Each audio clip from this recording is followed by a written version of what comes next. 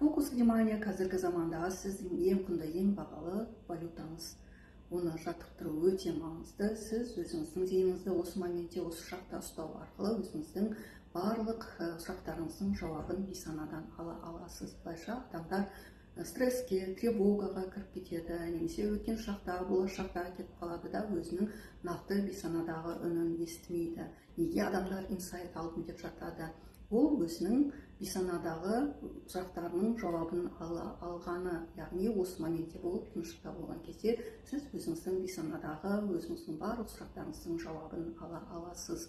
Көп адамдар бір тыныш жерге, басқа жаққа кетіп қалып, өзінің мәселесін шешіп жатады. Ал сізге тіпті бір тыныш жерге, басқа жаққа кетіп қалудың қажеті жоқ.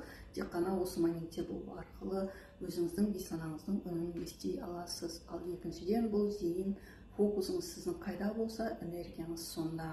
Сіз сол затқа фокусыңызды қою арқылы соны өсіре аласыз. Ал енді өзіңізді бір күн бақылап көріңізші, әрбір 10 минут сайын сағатыңызда немесе бір соткаңызда звонок қойып қойыңыз. Сосын өзіңізге жауап беріп отырыңыз. Менің қазір фокусым қайда, негативте ме, әлде позитивте ме? Осылай өзіңізді анықтай аласыз. Егер сол жерде негатив болса, өзіңізді сол момент, сол ойыңызды позитивке айландыру арқылы өміріңізді де өзгерте аласыз. Ал осы моментте болу